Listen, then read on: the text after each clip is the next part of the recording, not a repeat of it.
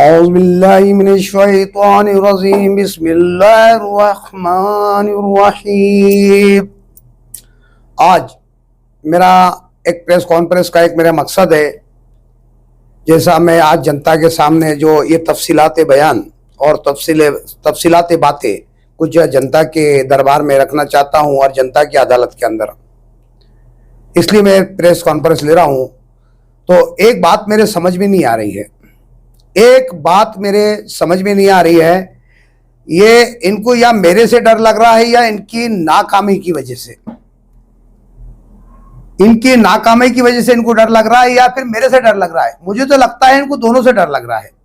इनकी गुलिस्ता 5 साल के अंदर इनकी नाकामी का नतीजा इनको देखने को मिल रहा है और इन्हों जो बौखलाए हुए है, आज तरह तरह के मेरे ऊपर तो केसात कर रहे हैं, तरह तरह के तो मेरे पर इल्जामात लगा रहे हैं। आप पिछले हफ्ते में मेरे पर एक झूठा एफआईआर कराया है और कल की बात है, रात में मजलिस के कुछ लोग पुलिस स्टेशन में जाते हैं और पीआई से मिलकर कहते हैं कि यह आदमी को तड़ी पार कराना है, और गुलिस्ता 5 से 6 दिन पहले बाजीपुरे में जाकर वहां पर एक लेडीज को वर्गलाते हैं और कहते हैं कि भाई तुम एक झूठी एफआईआर या अपने जिनसी पुलिस स्टेशन के अंदर कराओ, हम तुमको इतना अमान देते हैं। और अपने नारेगांव के अंदर एक लेडीज को, मेरे पास उसकी रिकॉर्डिंग भी है, मेरे बच्चे के पास उसकी रिकॉर्डिंग भी है, रिकॉर्डिंग मैं जनता को सुनाऊंगा, वो रिकॉर्डिंग भी उसके पास है। आज उसको भी बोलते हैं कि भाई तूने आपको बोलना है, हम आपको 1 लाख रुपए देते हैं। वहां 4 लाख लोग जाकर जाकर कहते हैं कि तू मीडिया के माध्यम से बोल और इसको बदनाम करने की कोशिश कर।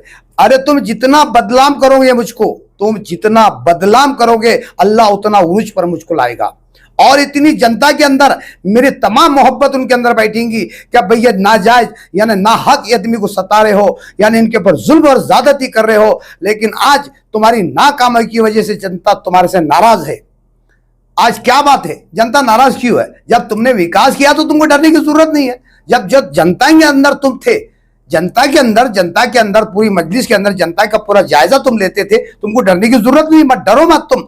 अरे तुम जालिमाने हरकत कर रहे हो, लेकिन याद रखो अल्लाह जालिम को बख्शता नहीं है। जालिम की एक हद होती है, अल्लाह जालिम को बहुत फौरन पकड़ लेता है और उसके ऊपर अजाब नाजिल कर देता है। ये समझो आज तुम्हारे पर अल्लाह का अजाब है, आज अल्लाह का अजाब है।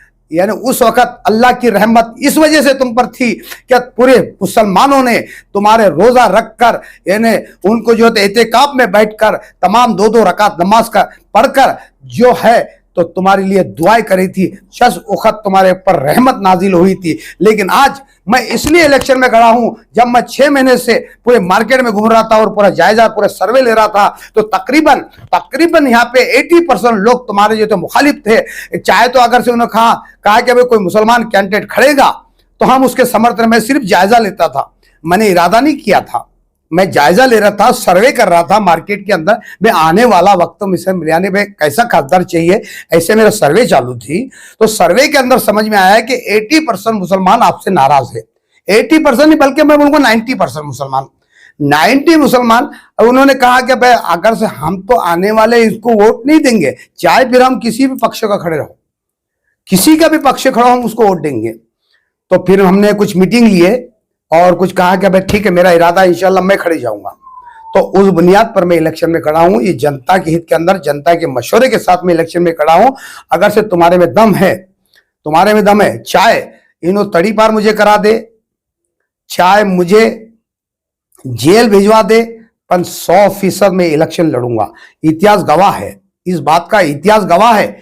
कई लोग जेल में से इलेक्शन चुनकर आए और औरंगाबाद की भी मिसाल ये मौजूद है। दूर जाने के बाद इतिहास मत जाओ, औरंगाबाद शहर के अंदर भी इसका आज ये कारनामा जो गुजरा हुआ औरंगाबाद शहर के अंदर, इसका भी इतिहास गवाह है कि औरंगाबाद के अंदर भी एक ऐसी शख्सियत थी जो नाम और शौहरत रखने वाली थी, वो भी जेल में रहकर चुन कर आए।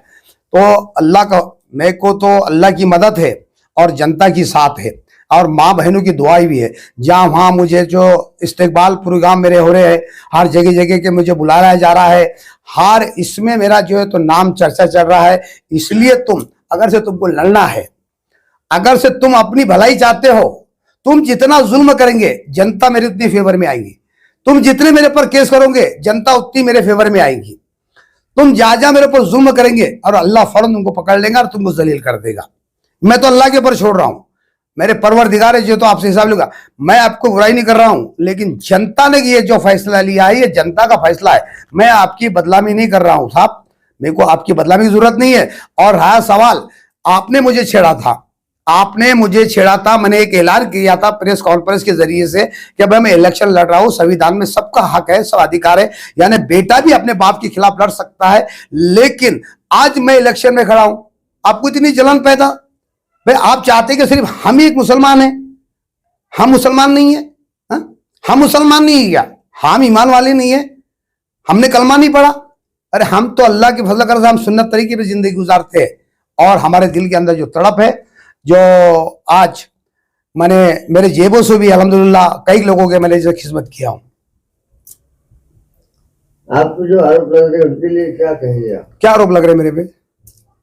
कि आपने कुछ विकास नहीं किया, नागरिकों के लोग आप पे आरोप कर रहे हैं। कौन कर रहा? कौन है? उनकी क्या औकात है? कौन है? सोशल मीडिया पर वायरल हो रहा है वो। कौन है? नाम बोलिए ना, कौन है? तो नाम नहीं है। नाम बताइए ना, कौन है? तो नारेगांव की जनता ने सोशल मीडिया पर एक वीडियो वायरल किया है कि आपके ऊपर आरोप लगा है कि आप ढोंगी बाबा है, आपने नारेगांव में कोई विकास का काम नहीं किया है। जिसने जो तुम्हारे मीडिया के माध्यम से दिया ना, अभी 8 दिन पहले एक ब्रिस्टल का पैकेट दिलाया उसको मैंने, हाँ?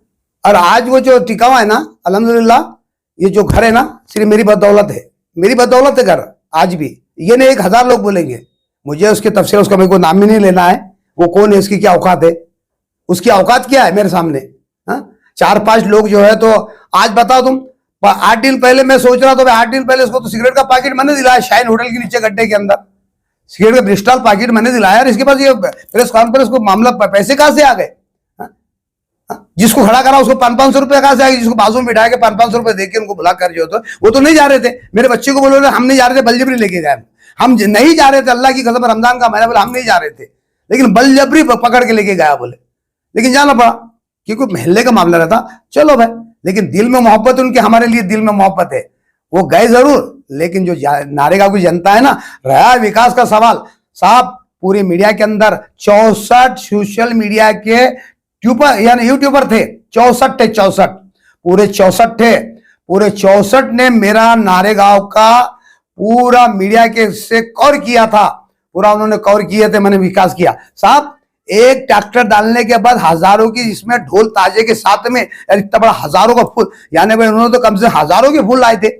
एक ट्रैक्टर 350-400 रुपए में आता, और उन्होंने में कम से कम 5000 से ज्यादा, मैंने तो हार पहन लिया था वहां के लोगों के, तकरीबन 5000 से ज्यादा हार।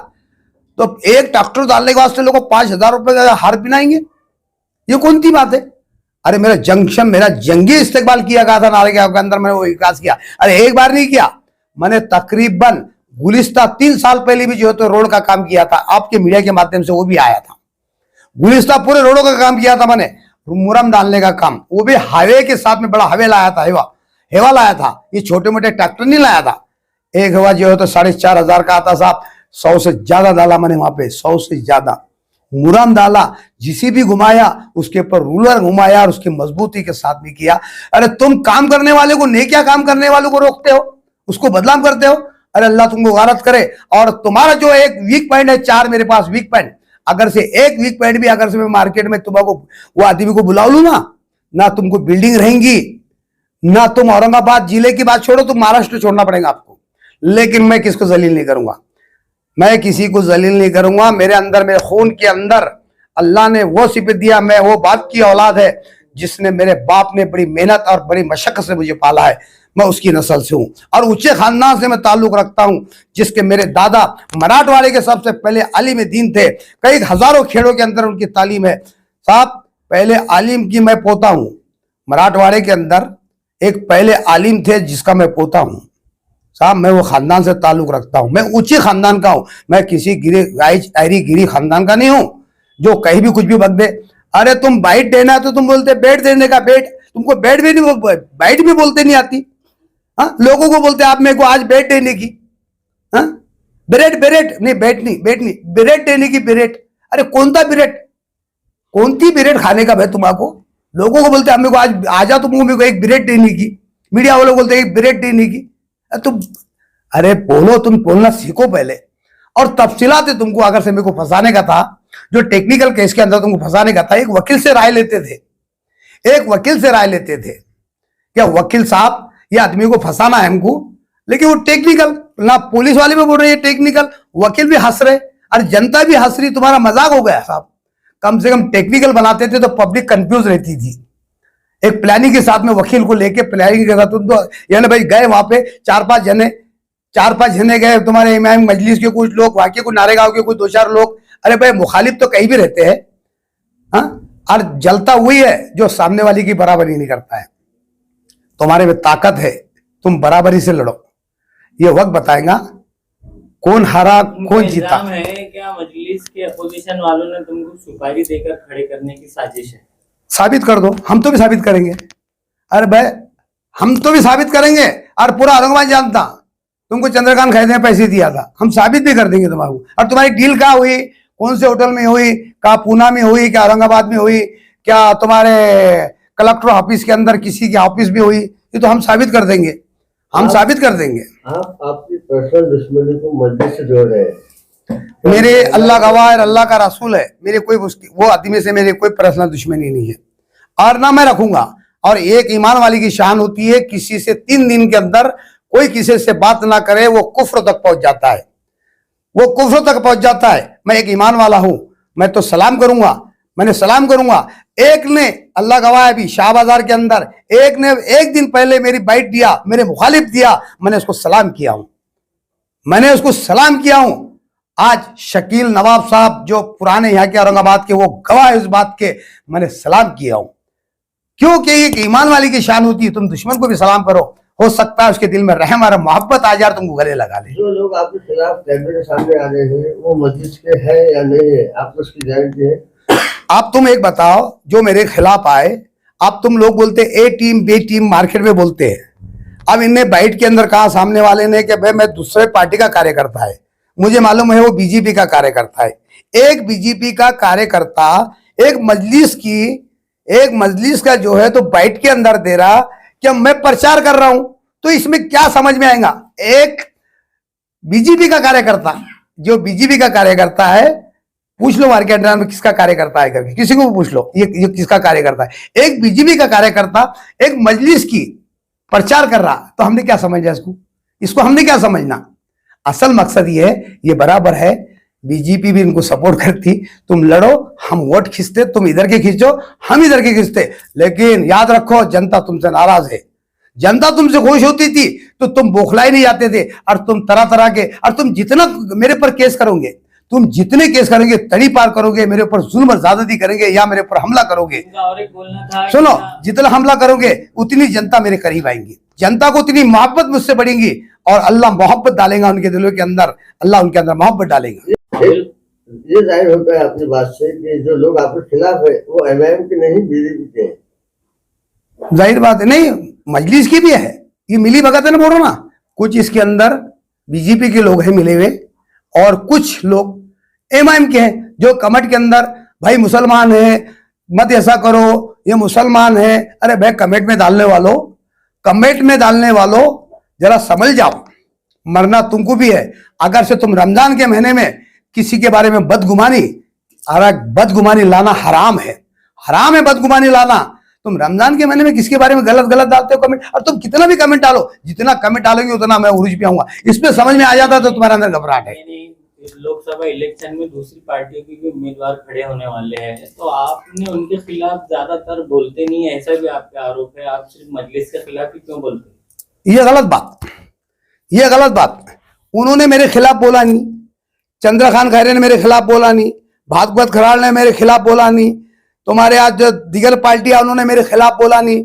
शुरुआत तो आपसे हुई, शुरुआत आपने करी, मैंने आपके भी खिलाफ नहीं बोला था, मैंने सिर्फ ऐलान करा था मैं इलेक्शन लड़ रहा हूं, सिर्फ मैंने इलेक्शन का ऐलान करा था। तो आपके पेट में दर्द हुआ तो मुझे मांग लेना था, अजवान में आपको देता था, मैं पेट की दर्द की भी दवा अच्छी बनाता हूँ, बहुत जबरदस्त दवा बनाता हूँ, आप दर्द उसकी दवा लेके जाओ इंशाल्लाह, जिसका पेट दुख रहा है, और खाओ इंशाल्लाह। शाम में जो है तो खाना खाने के बाद 1 चम्मच, और सवेरे खाना खाने से पहले 1 चम्मच लेना चाहिए, तो आपका दर्द खत्म हो जाएगा। तो जैसा बोल रहे हैं कि भाई उनके खिलाफ बोल रहे हैं, मैं उनके खिलाफ क्यों बोलूंगा भाई? जो मेरे खिलाफ नहीं बोल रहा उनको, हाँ उन्होंने बोला तो उनको जवाब दूंगा मैं। और आज सुन लो, उनके भी 8-10 कैंडिडेट है, याद रखो 8-10 कैंडिडेट उनकी भी है, लेकिन एक दूसरे के उन्होंने कभी खिलाफ नहीं बोले। उन्होंने उनके एक दूसरे के खिलाफ अभी तक नहीं बोले फलाना ऐसा, फलाना ऐसा, फलाना ऐसा। साहब ये जो चाहते हैं, तमाम इनके जो 26 नगर सेवक में से कई नगर सेवक इनके चले गए, कई नगर सेवक इनके पास 5-6 नगर सेवक बचे हुए इनके जो नगर सेवक है। और याद रखो, मैं ऐलान कर रहा हूं, चाहे मुझे इन्होंने जेल में भेजो, चाहे मुझे तड़ी पार कराओ, चाहे 50 केस कर दो, आने वाला विधानसभा का इलेक्शन के अंदर ऐलान कर रहा हूं, 2 मैं मेरे चाहते कैंडिडेट विधानसभा के अंदर मैं जरूर खड़ा करूंगा। और 30 नगर सेवक मैं उनको चाहूंगा, देखूंगा, परखूंगा। ये पब्लिक के अंदर काम करने वाले और पब्लिक के अंदर काम करने का जज्बा है, तो 30 नगर सेवक में मेरे यानी परख, यानी मैं एक पारकी भी हूं, मैं एक पारकी भी हूं, मैं परख कर जो है तो इलेक्शन में खड़ा करूंगा। पारकी कहते हैं परखने वाले को। मैंने उस वक्त भी 5 साल पहले तो मैंने जाहिर में एक अपने आप को सोचा था कि काश ये आदमी अवाम को धोखा देगा, इसके अंदर एक खामी है, ऐसी एक खामी है क्या। लेकिन जनता का रुझान बहुत बदल चुका था, इसलिए मैंने जाहिर नहीं करा था, लेकिन अंदर अंदर मैं सोचा था कि अब जरूर जो है तो जनता को धोखा मिलने वाला है।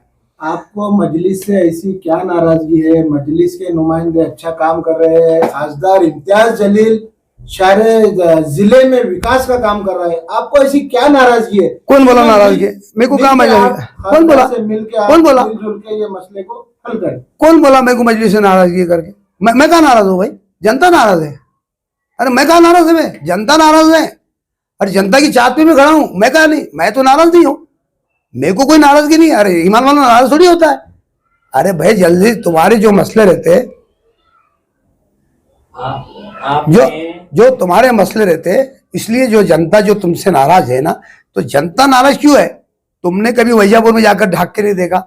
आज बताओ, एक मुझे याद नहीं है, वैजापुर के अंदर मेरे सर्वे के अंदर देखा हूं, वहां का जो है तो आमदार 17 करोड़ 16 लाख रुपए वैजापुर के अंदर मुस्लिम को निधि दिया उसने। 17 करोड़ 16 लाख रुपए मेरे सर्वे के अंदर।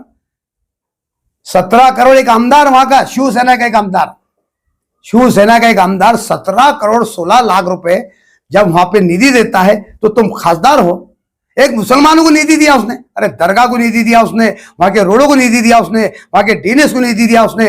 और कल की बात है, अल्लाह वाकई में चाहने वाले हिंदू भी ऐसे भाई है हमारे, आज भी जो सेकुलर, जो आज सोच रखने वाले। कल मैंने देखा, एक अफसोस हुआ मुझे, और एक वाकई में एक दिल छू लेने वाली बात, एक लेडीज आती है और अकील साहब को मुलाकात करके 50,000 रुपए का वहां पे मुसलमानों को फ्रूट दे के जाती है। 50,000 रुपए का फ्रूट दे के जाती है। कितनी अफसोस की बात है, आज हमारा नेता होने के बाद उनका जायजा नहीं लेता रमजान के महीने में। ना जाने कितने लोगों के रमजान के अंदर जो परेशानी में उनकी जिंदगी गुजर रही होगी, उनके कैसे हालात में गुजर रही होंगी, उनकी अफ्तारी कैसी हो रही होगी, वो कैसे कैसे हालात में हो गए। अरे तुम तो शाही अफ्तारी तुम्हारी नुमाइशी कर कर लोगों को जो है तो सोशल मीडिया के जरिए तुम लोगों को नुमाइश करते हो और लोगों को बताते हैं कि हमारी शाही अफ्तारी देखो, हमने कैसे कैसे जो है तो चीजों को जो है तो सजा कर रखा है, कैसे कैसे खजूरें लाई हमने, जो 5-5 हजार रुपए किलो की खजूरी लाए हमने। काश कोई गरीब, कोई मजबूर, कोई मजलूम आदमी देखता होगा, उसके दिल में से आहट निकलती होगी कि काश मेरे पास भी जो है ऐसे हालात होते, मैं भी ऐसी अफ्तारी करता। अरे कई लोगों को तुम्हारे पर बद्दुआएं होती है और सोचता है अल्लाह अर्श हिल जाता है और तुम्हारे लिए जो जमीन के ऊपर तुम्हारे पर आफत नाजिल हो जाती है।